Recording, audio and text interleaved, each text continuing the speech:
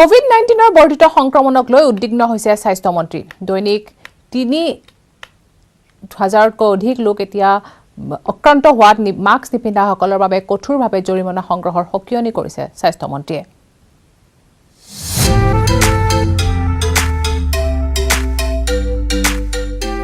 যেন পিন্ধিলে জগৰ লাগিব, নিপিন্ধাৰ কত বাহানা।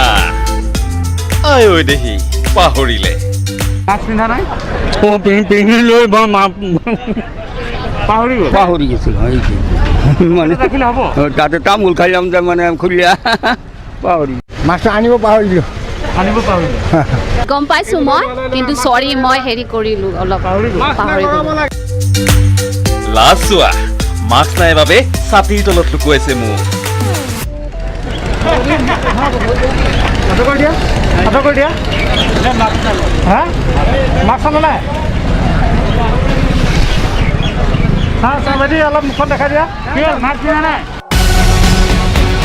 পিছে নহ'ব, এনেকৈ নহ'ব, মাস্ক নিপিন্ধিলে ফাইন।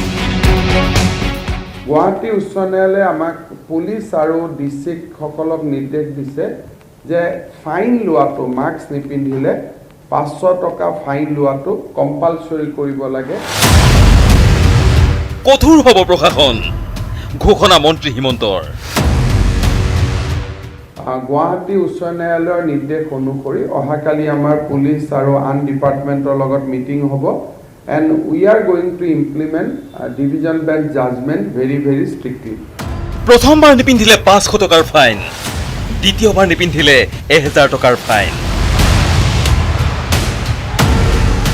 Suppose আপোনাৰ পৰা মই আজি 500 ললো, এটা কম্পাউণ্ডিং বুলি কয়। যদি 500 ললো লৈ সেকেন্ড টাইম আকৌ আপুনিয়ে নিপিন্ধিলে তেতিয়া you will be for 1000 rupees.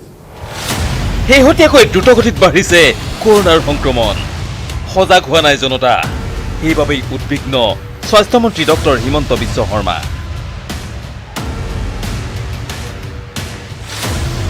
তিনি 3000 কৰি যদি নতুন কেছ আহে, অনলি সেপ্টেম্বৰ মাহতে 3 আৰু 30 পূৰণ কৰিলে 90 হৈ যায়, and that will be a disaster.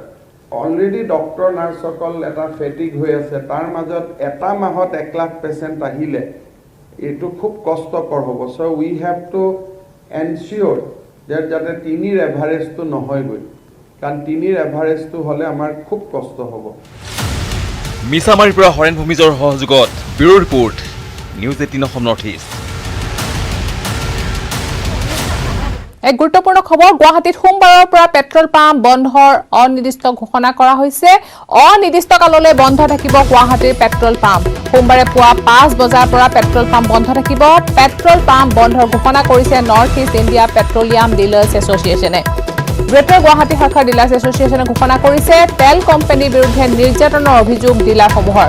ডিলাৰৰ অভিযোগৰ পিছতে পেট্ৰল পাম্প বন্ধৰ ঘোষণা কৰা হৈছে।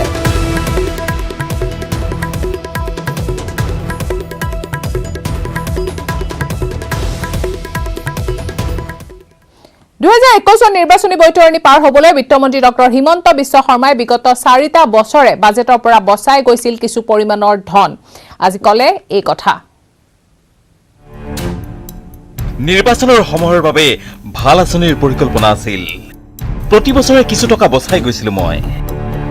সামহাও অসমত 2 বছৰ আগৰ পৰা কিছু এডভান্স প্লেনিং কৰা হৈ আছিল বুলি, এণ্ড সঁচা কথা ক'ব গ'লে ইলেকশ্যন ইয়াৰ বুলি মই অলপ টকা ছেভিংছ কৰি আছিলোঁ আগৰ পৰা, যে ইলেকশ্যনৰ বছৰটোত কৰিম। ইলেকশ্যনততো কৰিব নোৱাৰিলেও ক'ভিডৰ কামত আহি গ'ল, কথাটো হ'ল সেইটো। এয়া অকপট স্বীকাৰোক্তি। বিত্তমন্ত্ৰীয়ে ক'লে নিৰ্বাচন আহিছে যেতিয়া ভাল আঁচনি ল'বই লাগিব। এই কথা কৈ মন্ত্ৰীয়ে মুকলি কৰিলে 3খনকৈ আঁচনি। প্ৰথমখন আঁচনি হিচাপে মন্ত্ৰী শৰ্মাই ঘোষণা কৰিলে 2018ত আৰম্ভ কৰা স্বয়ম আঁচনিক নতুন নামেৰে। নাম দিলে নৱকল্পিতা স্বয়ম স্বামী বিবেকানন্দ যুৱ সবলীকৰণ যোজনা। 2 লাখ হিতাধিকাৰীক প্ৰথম কিস্তি হিচাপে 50,000কৈ টকা মুকলি কৰি দিব ৰাজ্য চৰকাৰে। এই স্বয়ম আঁচনিত আমি 1000 কোটি টকা অহা 3 মাহত আমি খৰচ কৰিব খুজিছোঁ from the state government without any banking linkage. আমি পোনে ৰাজ্য চৰকাৰৰ পুঁজিৰ পৰা এই 1000 কোটি টকা আমি মুকলি কৰি দিম। আমি 2 লাখ যুৱক যুৱতীক 50,000 টকা কৰি আমি সিড মানি আগবঢ়াম, not loan. This is subsidy seed capital. এইটো তেওঁলোকে চৰকাৰক ঘূৰাই দিব নালাগে। অক্টোবৰৰ 7 তাৰিখৰ পৰা 10 তাৰিখৰ ভিতৰত আমি এই পুঁজিটো মুকলি কৰি দিম।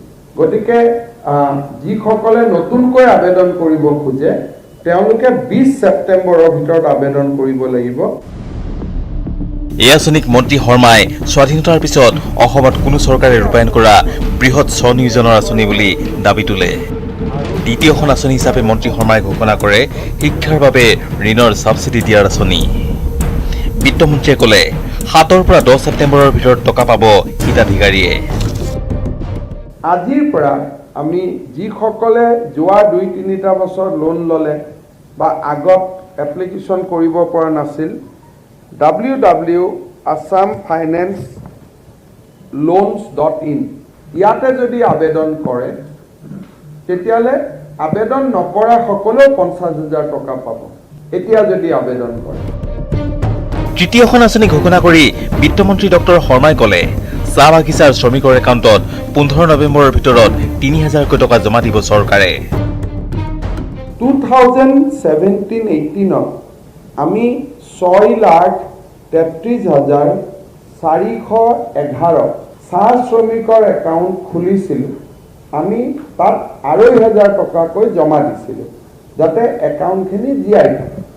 এই বছৰ আমি 3,000 টকা এই বেংক একাউণ্টখিনিত দিবৰ কাৰণে আমি সিদ্ধান্ত লৈছোঁ। 7,15,000 ব্যক্তিয়েতো পাবই, অলমোষ্ট 8 লাখ। যদি 8 লাখ হৈ যায় অসমৰ প্ৰতিগৰাকী চাহ শ্ৰমিকৰ এটা বেংক একাউণ্ট হৈ যাব। Will have 100% banking coverage. জনতা ভৱনত এই আঁচনি 3খন মুকলি কৰি হিমন্ত বিশ্ব শৰ্মাই সদৰি কৰিলে অহা সপ্তাহত আৰু কেইখনমান আঁচনি মুকলি কৰিব তেওঁ। 15 ছেপ্টেম্বৰ পৰ্যন্ত নতুন আঁচনি মুকলি কৰি থাকিব বুলি তেওঁ সদৰি কৰে। অহা সপ্তাহত definitely will meet again with some 2 or 3 new scheme. So 15 ছেপ্টেম্বৰলৈকে দিজ উইল কণ্টিনিউ। আমি একোটা স্কিম, 2টা স্কিম, 3টা স্কিম এইটো চলি থাকিব। এয়া কি নিৰ্বাচন কেন্দ্ৰিক আঁচনিৰ জোৱাৰ? সাংবাদিকৰ প্ৰশ্নৰ উত্তৰত মন্ত্ৰী শৰ্মাই এই কথা প্ৰকাৰান্তৰে স্বীকাৰ কৰি ক'লে নিৰ্বাচনৰ বতৰত আঁচনি মুকলি হ'বই, ৰাইজে ভোট দিলে ভাল পাম। পলিটিচিয়ানে ভাল কাম কৰিলে মানুহে ভোট দিয়ে, ইলেকশ্যনৰ লগত লিংক কৰে। বাট ইলেকশ্যনৰ চিন্তা কৰি আমি কামবোৰ কৰি নাথাকোঁ। আমি ভাবোঁ যে আমাৰ দিনত আমি ৰাইজৰ কাৰণে কি এৰি থৈ যাব পাৰিলোঁ বা কি কৰিলোঁ দেট অসমৰ দৰে সৰু ৰাজ্যই ইমান ডাঙৰ ডাঙৰ স্কিম ইমপ্লিমেণ্ট কৰিব পাৰে। তাক যদি মানুহে ভাল পায় ভোট দিয়ে ভাল কথা, ভোট নিদিলেও ভাল কথা। চ' সেইটোতো it is we want to leave that resurgent আছামৰ যিটো আমি কনচেপ্ট আনিছিলোঁ, we want to do that. নতুন নতুন আঁচনি চৰকাৰে মুকলি কৰিবই। এতিয়া ভোটাৰ ৰাইজৰ কথা, আঁচনি দেখি ৰাইজে ভোট দিয়ে বা নিদিয়ে। কেমেৰা পাৰ্চন সঞ্জয় বৰাৰ সৈতে Biju Kumar Deka, news 18 Assam north east. কেৱল মাত্ৰ এখন বৈঠক আৰু তাৰ পিছতে জনজাতিকৰণ হ'ব 6 জনগোষ্ঠীৰ। ষ্টক হোল্ডাৰেৰে বৈঠক অনুষ্ঠিত হ'লে জনজাতিকৰণ চূড়ান্ত হোৱাৰ ঘোষণা মন্ত্ৰী চন্দন ব্ৰহ্মৰ। নতুন স্বায়ত্তশাসিত পৰিষদৰ অনুমোদনৰ পিছত ৰাজ্যত পুনৰ উত্থাপন হৈছে 6 জনগোষ্ঠীৰ জনজাতিকৰণৰ প্ৰসংগ। কাৰণ কমতাপুৰ অটোনমাস কাউন্সিলটো এটা political council, this will remain as it is.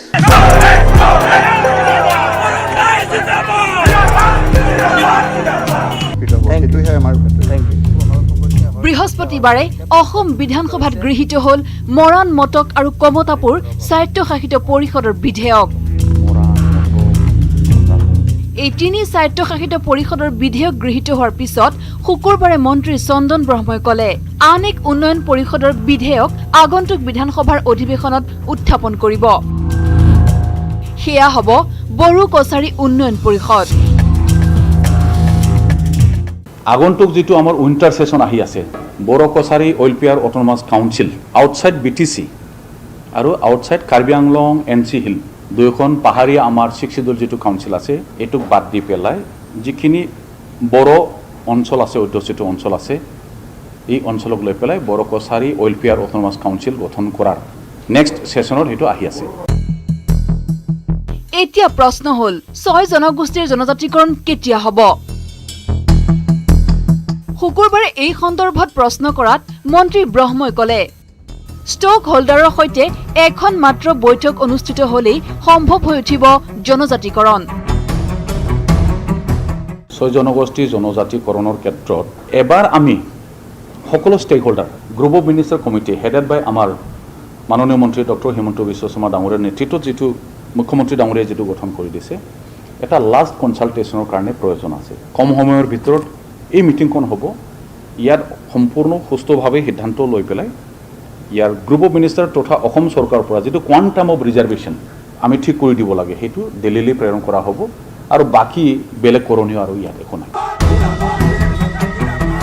শুকুৰবাৰে মন্ত্ৰী ব্ৰহ্মক 2021 নিৰ্বাচনৰ আগতে 6 জনগোষ্ঠীৰ জনজাতিকৰণ সম্ভৱ হ'বনে বুলি প্ৰশ্ন কৰাত মন্ত্ৰীয়ে কি ক'লে শুনক। এইটো যেনেকুৱা দিশত গৈ আছে নেক্সট আমি মিটিংখন কৰাৰ পিছত যেতিয়া প্ৰেৰণ কৰা হ'ব বাকী কামটো আমাৰ দিল্লীৰ পাৰ্লিয়ামেণ্টৰ যিখিনি আমাৰ বিলখন আনিব লাগিব। ৰাজ্যসভাটো ইতিমধ্যে আছে, সেইটো সকলোৱে জানে, বাকী লোকসভা আহিব। উল্লেখযোগ্য যে জনতা ভৱনত শুকুৰবাৰে আয়োজন কৰা এক বৈঠকত ভৈয়াম জনজাতি আৰু অন্যান্য পিছপৰা শ্ৰেণী বিভাগে বিগত 2টা বছৰত কৰা কামৰ খতিয়ান দাঙি ধৰে। কেমেৰাত সঞ্জয় বৰাৰ সহযোগত Biju Kumar Deka, news 18 Assam north east.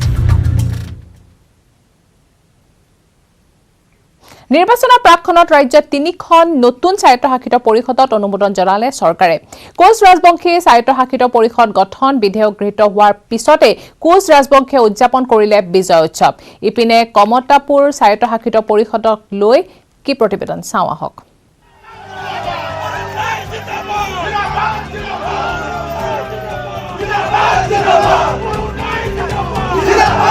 তিনিখনকৈ নতুন স্বায়ত্তশাসিত পৰিষদ, ৰাজ্যৰ ভিন্ন প্ৰান্তত ভিন্ন প্ৰতিক্ৰিয়া। কোচ ৰাজবংশী স্বায়ত্তশাসিত পৰিষদ গঠনত বিধেয়ক গৃহীত হোৱাৰ পিছতে অভয়পুৰীত কোচ ৰাজবংশীৰ বিজয় উৎসৱ।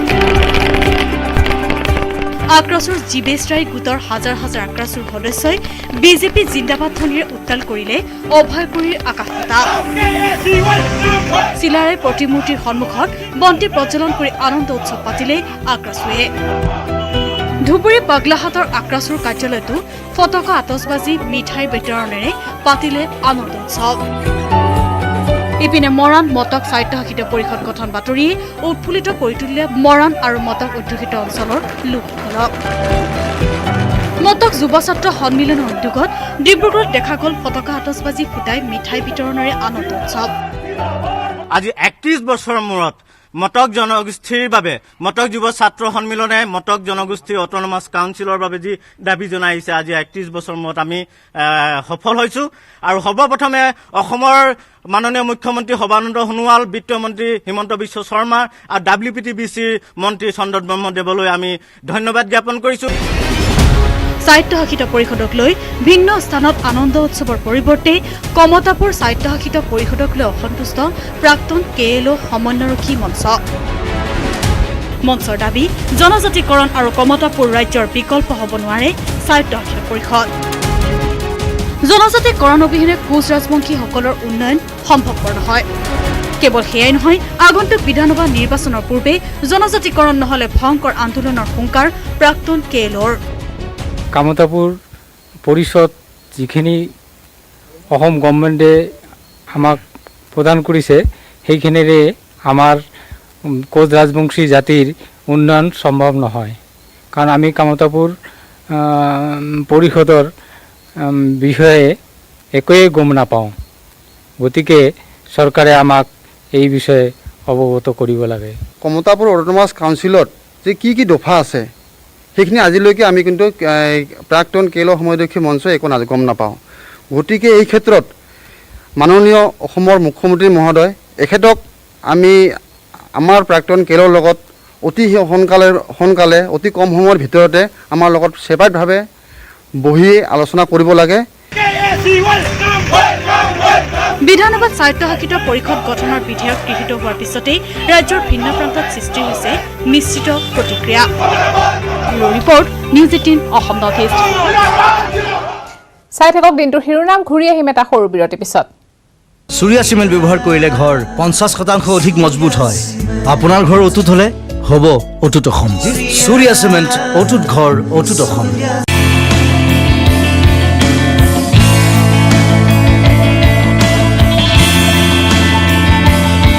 আপোনালোকে চাই আছে দিনটোৰ শিৰোনাম। মহানগৰীত চৰকাৰী নীতি নিৰ্দেশনাক বুঢ়া আঙুলি এখন ব্যক্তিগত বিদ্যালয়ৰ। কৰোনাক লৈ জাৰি কৰা নিৰ্দেশনাক জলাঞ্জলি দি নুনমাটিত পাঠদান চলাই গ'ল এখন ব্যক্তিগত বিদ্যালয়। কেমেৰাত বন্দী হৈছে এই দৃশ্য।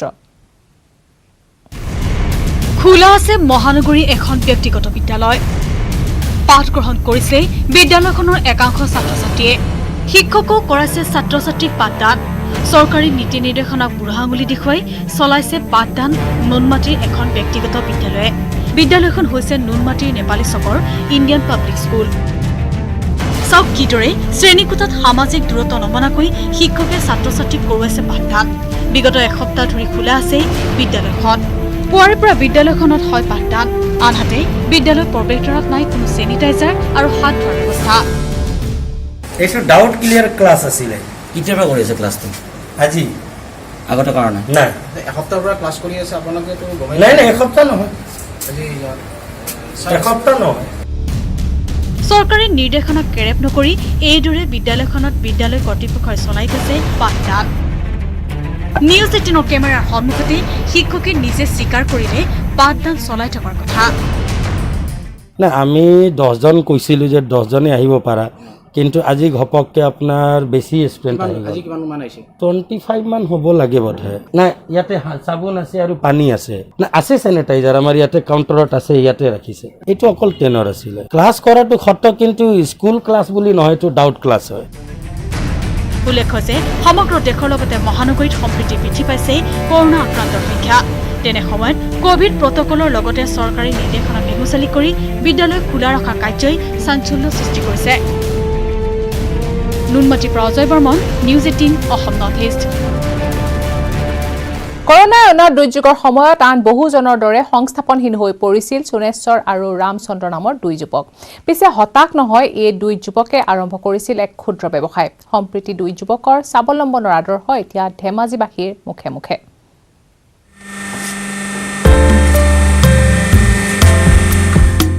ৰামচন্দ্ৰ সোণেশ্বৰৰ হাৱাই চপ্পলত হাৱা হৈ গৈছে নামী দামী ব্ৰেণ্ড। কৰোনাৰ সময়ত কেৰালাত সংস্থাপন হেৰুৱাই কৰ্মহীন হৈ লকডাউনৰ পিছতে ঘৰলৈ ঘূৰি আহি হতাশ নহয় ৰামচন্দ্ৰ সোণেশ্বৰে ঘৰতে লঘু উদ্যোগ স্থাপন কৰি দেখুৱাইছে স্বাৱলম্বনৰ আদৰ্শ। ধেমাজিৰ চিচিবৰ গাঁৱৰ সোণেশ্বৰ দিহিঙীয়া আৰু ৰামচন্দ্ৰ শইকীয়াই ঘৰতে প্ৰস্তুত কৰা হাৱাই চপ্পলৰ দখলত ধেমাজিৰ বজাৰ। পূৰ্বে মই কেৰেলাত কাম কৰি থকা হৈছিলে। লকডাউনৰ আগতে ঘৰলৈ আহিলোঁ, আহি পিনে লকডাউন লাগিল। লকডাউনত মানে ইফালে সিফালে যাব নোৱাৰা হ'ল। এনেকৈ ভাবি মানে চাওঁতে লগৰজনক বন্ধুজনক ক'লোঁ, মই বোলো কিবা এটা কৰোঁ। তেনেকৈ কৰিয়ে মানে আমি চেণ্ডেলৰ সহজ উপায় পালোঁ। ইতিমধ্যে ধেমাজি চিচিবৰ গাঁও, জোনাই, চিলাপথাৰ, চিমেণ্ট চাপৰিত জনপ্ৰিয় হৈ পৰিছে সোণেশ্বৰ ৰামচন্দ্ৰই ঘৰতে প্ৰস্তুত কৰা হাৱাই চপ্পল।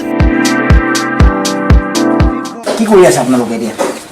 ফিটা হৈ আছে। এই কামটো কৰি কেনেকুৱা লাগিছে? ভাল লাগিছে। কেনেকুৱা লাগিছে কামটো? ভাল লাগিছে। ভালে চেণ্ডেল একেই চেণ্ডেল হয়, এতিয়া একেই চেণ্ডেল হয়। এইবোৰ দামটো ধৰক 50 টকা হ'লচেলত দিয়া হ'ব, সৰুবিলাক ডাঙৰবিলাক ধৰক 70 টকা দিয়া হ'ব। ধেমাজিৰ পৰা Mon Bikash Borgohain, news 18 Assam north east. Covid নহয়, কোভিডে সৃষ্টি কৰা ত্ৰাসে প্ৰাণ ললে এগৰাকী মহিলাৰ।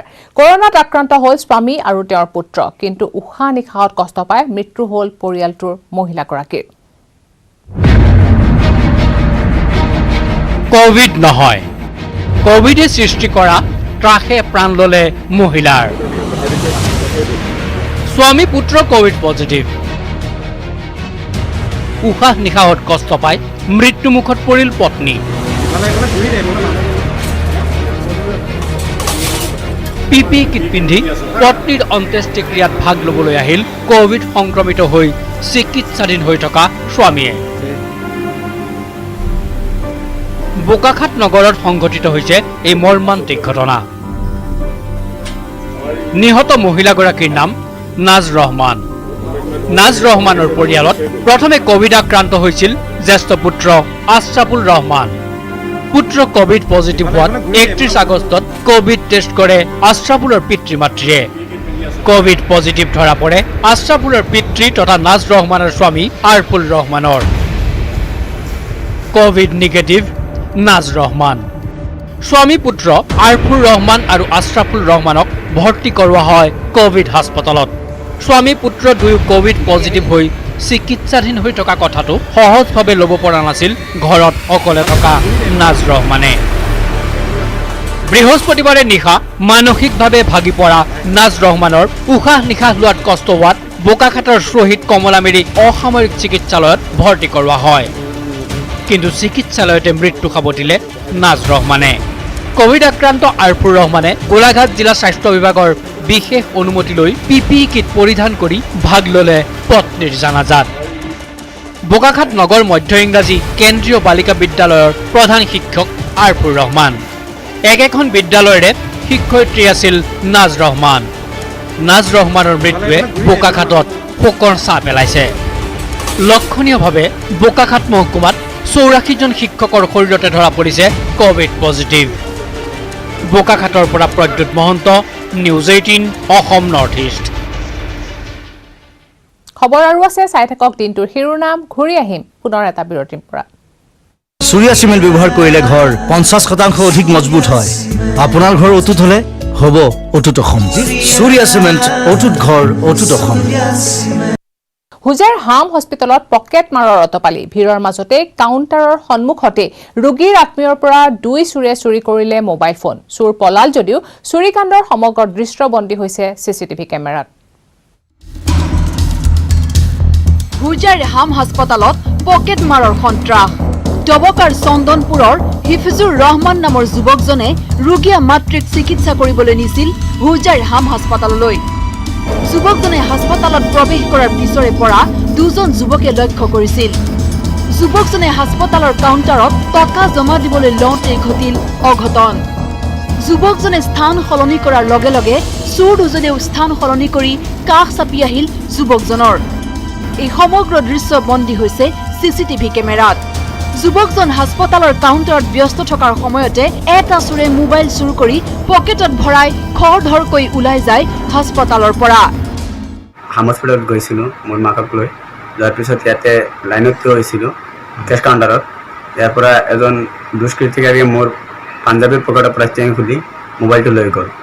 তাৰপিছত মইতো তেতিয়া জানিব পৰা নাই, লাইনত থিয় হৈছোঁ, পকেটত তেতিয়া হাত দিলোঁ, গম পালোঁ মোবাইল নাই।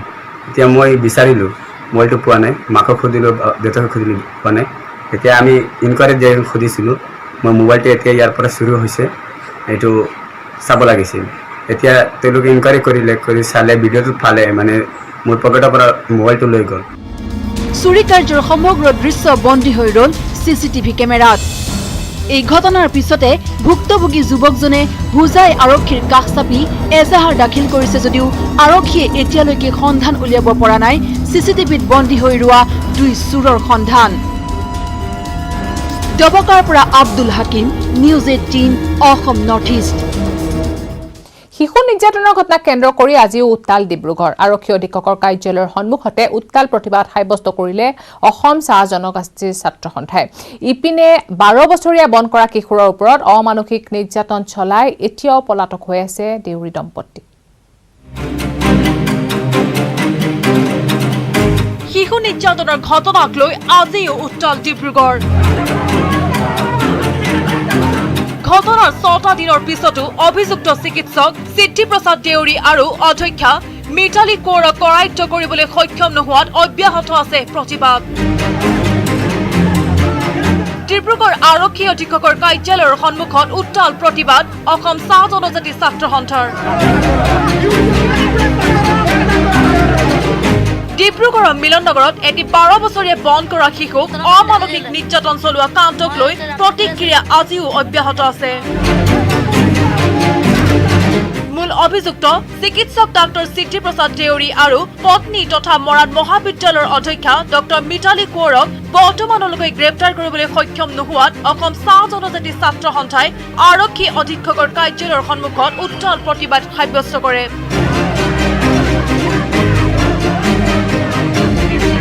হাতে হাতে বেনাৰ পোষ্টাৰ লৈ প্ৰতিবাদকাৰীসকলে অসম আৰক্ষীৰ বিৰুদ্ধে সোচ্চাৰ হৈ উঠে। আৰক্ষীৰ ভূমিকাক লৈ সন্দেহ প্ৰকাশ চাহ জনজাতি ছাত্ৰ সন্থাৰ। প্ৰতিবাদস্থলীত শতাধিক অৰ্ধসামৰিক বাহিনী আৰু আৰক্ষী মোতায়ন। গৃহমন্ত্ৰী সৰ্বানন্দ সোণোৱালক আমি এই পৰ্যায়ৰ পৰা আমি হত্যা দিব বিচাৰিছোঁ। অতি শীঘ্ৰে যদি দোষী যদি কৰাটো নকৰে তেনে আমি এই ছাত্ৰ সমাজে কিন্তু ইয়াতকৈ ভয়ংকৰ আন্দোলনৰ কাৰ্যসূচী ল'বলৈ বাধ্য হ'ম। আনহাতে শিশু নিৰ্যাতন কাণ্ডৰ বাবে বৰ্তমানলৈকে আৰক্ষীয়ে সিদ্ধি প্ৰসাদ দেউৰী কন্যা উপাসনা দেউৰী আৰু পুত্ৰ প্ৰিয়াংশু দেউৰীৰ বন্ধু কুণাল সেনাপতিক গ্ৰেপ্তাৰ কৰিছে। মূল অভিযুক্তৰ সন্ধানত আৰক্ষীয়ে অব্যাহত ৰাখিছে তদন্ত।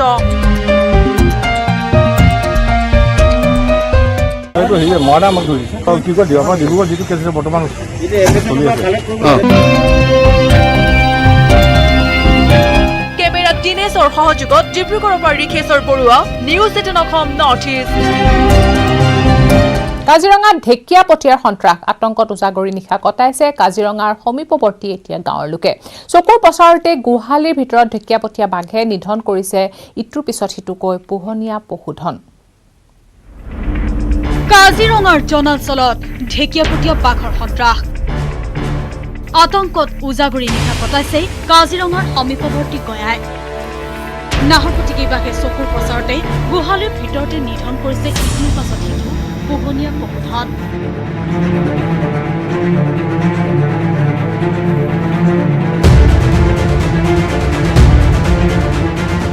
বাঘৰ বিচৰণৰ বাবে কাজিৰঙা ৰাষ্ট্ৰীয় উদ্যানৰ দক্ষিণৰ কাৰ্বি আংলং জিলাৰ 1 নং বাগৰিৰাজ এতিয়া আতংকত দিন অতিবাহিত কৰিবলগীয়া হৈছে।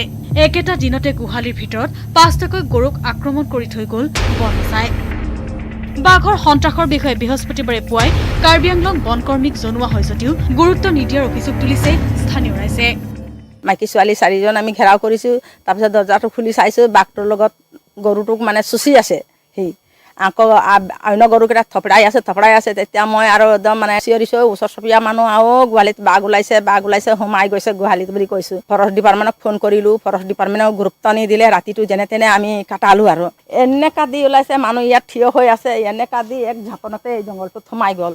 বাঘটো এতিয়া এই জংঘলটোতে গোন্ধ পোৱা যেন পাইছোঁ। আমি পুতিবলৈ গৈছিলোঁ গৰু গাঁত খান্দিম বুলি, কিন্তু তাত পুতিব পৰা 4জন মানুহ পলাই আহিছিল তাৰ পৰা। এতিয়া ঢেকীয়াপতীয়া বাঘ হয়, আমি নিজ চকুৰে চাইছোঁ। 5টা গৰু মাৰিলে, গোহালিৰ ভিতৰত মাৰিলে, দৰ্জা লগোৱা আছিলে। কাষৰ হাবিত আশ্ৰয় লৈ থকা বাঘৰ খোজ প্ৰত্যক্ষ কৰি এটা কেমেৰা স্থাপন কৰিয়ে বনকৰ্মীয়ে দায়িত্ব শেষ কৰাৰ অভিযোগ উঠিছে। স্থানীয় ৰাইজে অতি সোনকালে বাঘটো পিঞ্জৰাবদ্ধ কৰি স্থানান্তৰ কৰাৰ লগতে আহত পশুধনক চিকিৎসা কৰাৰ দাবী জনাইছে। কাজিৰঙাৰ পৰা Bitupan Bora, news 18 Assam north east. চুৰিয়া চিমেণ্ট ব্যৱহাৰ কৰিলে ঘৰ 50% অধিক মজবুত হয়। আপোনাৰ ঘৰ অটুট হ'লে হ'ব অটুট অসম। চুৰিয়া চিমেণ্ট, অটুট ঘৰ, অটুট অসম।